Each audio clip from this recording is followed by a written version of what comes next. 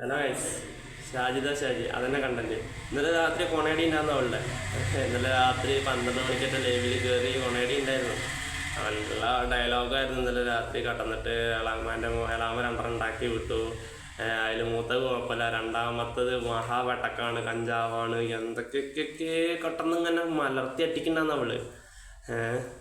അവളവിടെ കിടന്ന് അടിച്ചോട്ടെ ഗൈസ്, അവൾ എത്രത്തോളം അടിക്കാൻ പറ്റുക അത്രത്തോളം അടിച്ചോട്ടെ. പിന്നെ നെല്ലിക്കാട് നാട്ടിൽ അവർ ഭൂലോക പിഴയാണെന്ന് നാട്ടുകാർ മൊത്തം പറഞ്ഞു കിടക്കുന്നത്. ഒരാൾ നെല്ലിക്കാട് നാട്ടിൽ ഞങ്ങളെ കുറിച്ച് കുറ്റം പറയുകയാണെങ്കിൽ അപ്പം നിങ്ങൾ പറയുന്ന പണി ഞാൻ കേൾക്കാം ഗൈസ്. നിങ്ങൾ നെല്ലിക്കാട് നാട്ടിൽ വന്ന് അന്വേഷിക്കണം.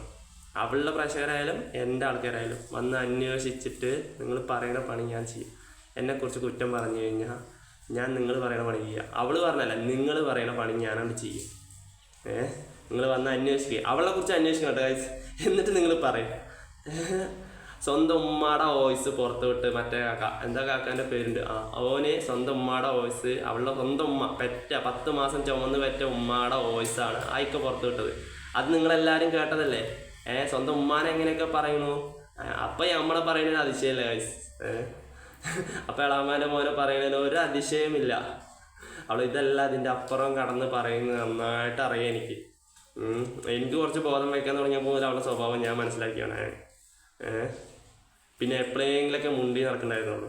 അങ്ങനെ അട്ടിപ്പേര് നടക്കാനൊന്നും ഞാൻ പോയിട്ടില്ല അവളുടെ പിന്നാലെ. രാത്രി മൊത്തം ലൈവ് കിടന്ന് കൊണേടി, രാവിലെ പള്ളികളിലും. ഇന്നലെ ഉണ്ടായിരുന്നു. ഇന്നലെ ഏതോ മക്കാമിലൊക്കെ പോയിട്ടുണ്ടായിരുന്നു. വൈകുന്നേരത്ത് ലൈവിൽ വന്ന് കൊണേടി ജാതി ഡയലോഗും. ഞാൻ കഞ്ചാവ്, മറ്റേ കള്ളുട്ടിയൻ, അങ്ങനെ ഇങ്ങനെ ഒറ്റ ചേന മാങ്ങാത്തൊലി വന്ന് കടന്ന് കണക്കിണ്ട് കിടന്നിട്ട് എളാമ 2 ഉണ്ടാക്കി വിട്ടു. നിന്റെ കെട്ടിയോ 5 ഉണ്ടാക്കി വിട്ട് പോയി. മരിച്ചവനെ പറയാൻ പാടില്ല എന്നുള്ള കുറേ കമൻറ്റ് ഞാൻ കണ്ടിട്ടുണ്ടായിരുന്നു. മരിച്ചവനെ പറയിപ്പിക്കുകയാണ് ഗൈസ്. എനിക്ക് പറയണമെന്നില്ല, പക്ഷെ അവളായിട്ട് പറയിപ്പിക്കുകയാണ്. പിന്നെ അവളുടെ ഉമ്മ തുണി പൊക്കി കാണിച്ചത്ര മക്കൾക്ക്, 17 16 വയസ്സായ മക്കൾക്ക് തുണി പൊക്കി കാണിച്ചു എന്നുള്ള ഡയലോഗ് ഇന്നലെ അടിക്കുന്നുണ്ടായിരുന്നു. ആ 5 പെറ്റിട്ട് ഹോസ്പിറ്റലിൽ നിന്ന് കയ്യിൽ കൊടുത്തത് അവളുടെ ഉമ്മാൻ്റെ കയ്യിലാണ്. 5 വളർന്നത് ആ വീട്ടിലാണ്. വലുതാക്കി അത്യാവശ്യം കുഴപ്പമില്ലാത്ത ലെവലിൽ ആയതും പ്രസവിച്ച് വന്നതൊക്കെ ആ വീട്ടിലേക്കാണ്. ഇപ്പോൾ 2 മാസമായിട്ടുള്ളൂ ഞാൻ ഉമ്മാനെ പറയാൻ തുടങ്ങിയിട്ട് എന്ന് പറഞ്ഞ് വലിയ ഡയലോഗ് അടിക്കണ്ടല്ലോ. അവൾ എത്ര യൂട്യൂബ് ചാനൽ തുടങ്ങി, ഏതിലെ ക്ലിക്കായത്? കെട്ടിയോ മരിച്ചതിൻ്റെ ശേഷമാണ് അവളുടെ ചാനലൊന്ന് ക്ലിക്കായത്. അപ്പോൾ പൈസ വരാൻ തുടങ്ങിയപ്പോൾ അഹങ്കാരം കൂടി. പിന്നെ ഞാനിതിൽ തെറി പറയാനോ അവളെ തല്ലാനോ പറയാണ്ടല്ല ഗൈസ്.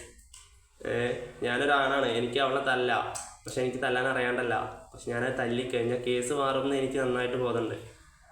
അവൾ പീഡന കേസ് കൊടുക്കും. ഇപ്പോൾ ഓൾറെഡി പീഡിപ്പിക്കാൻ ശ്രമിച്ചു കൊണ്ടാണ് അവൾ കേസ് കൊടുത്തിരിക്കുന്നത്. അവൾ കേസ് കൊടുത്തോട്ടെ. അതിലേക്കും വലിയവിടെ നമ്മൾ കൊടുത്തിട്ടുണ്ട്, തെളിവും കാര്യങ്ങളൊക്കെ നിരത്തി കൊടുത്തിട്ടുണ്ട്. അത് അവൾക്ക് വഴി നീളെ വന്നോളും. അവൾക്കുള്ള വെട്ടിക്കെട്ട് അവിടെ ആരംഭം തുടങ്ങിയിട്ടുണ്ട് ഗൈസ്. അവൾ എന്തൊക്കെ പറഞ്ഞു. പിന്നെ നെല്ലിക്കാട് നാട്ടിൽ ഞങ്ങൾ പേളാണെന്നാണ് അവൾ പറയുന്നത്. അവൾ ആരെ പഴിച്ച് നടക്കണമെന്ന് അവിടെയുള്ള ഓരോരുത്തർക്കും അറിയാം. ഡെയിലി നെല്ലിക്കാട് നാട്ടിലൊരു ചർച്ച നടക്കണമെങ്കിൽ ഇവളെ പറ്റിയിട്ടാണ്. ഇവളുടെ രാത്രിയത്തെ കൊണേടിയാണ് അവിടെ ചർച്ച, ഡെയിലി ചർച്ച നടക്കുന്നത്. പിന്നെ പള്ളി പോകുന്നുണ്ട്, അങ്ങനെ മറ്റേത് പള്ളിക്കാരനെ കയ്യിലെടുത്ത് വെച്ച് പറഞ്ഞോ, നിനക്ക് പറയാൻ പറ്റുന്നതിനൊക്കെ നീ അങ്ങോട്ട് പറഞ്ഞോ.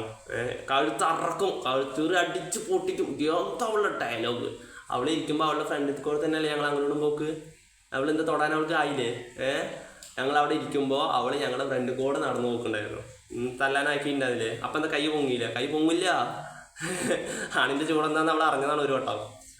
എന്നിട്ട് രാത്രി ലൈവിൽ വന്ന് കടന്നു പൊങ്ങിയതാ. തള്ള കൂട്ട് നിന്നു, എന്നെ തള്ള കൂട്ട് നിന്നു ഗൈസ് ഇതൊക്കെ പറഞ്ഞ് ലൈവിൽ കടന്ന് കുണച്ചു. അവളിവിടെ കിടന്ന് ഇങ്ങനെ കുണയ്ക്കണ്ടാവുള്ളൂ ഗൈസ്. തെളിവുണ്ടത്ര അവളില്ലേ. പിന്നെ പൈസൻ്റെ ഇടപാട് 1 ലക്ഷം വാങ്ങി, 1 ലക്ഷം വാങ്ങിയിട്ടില്ല ഗൈസ്. അവൾക്ക് 34,000 രൂപ കൊടുക്കും. 32 രൂപ കൊടുക്കേണ്ടത്. അത് ഞാനല്ല ഗൈസ്, അത് നിങ്ങൾ മനസ്സിലാക്കണം. ആ പൈസ കൊടുക്കാൻ ഞാനല്ല, എൻ്റെ ജ്യേഷ്ഠനാണ്. അതിൽ പൈസ കൊടുത്തിട്ടുമുണ്ട്. അതിൻ്റെ തെളിവൊക്കെ ഉള്ളവിടെ ഉണ്ട്.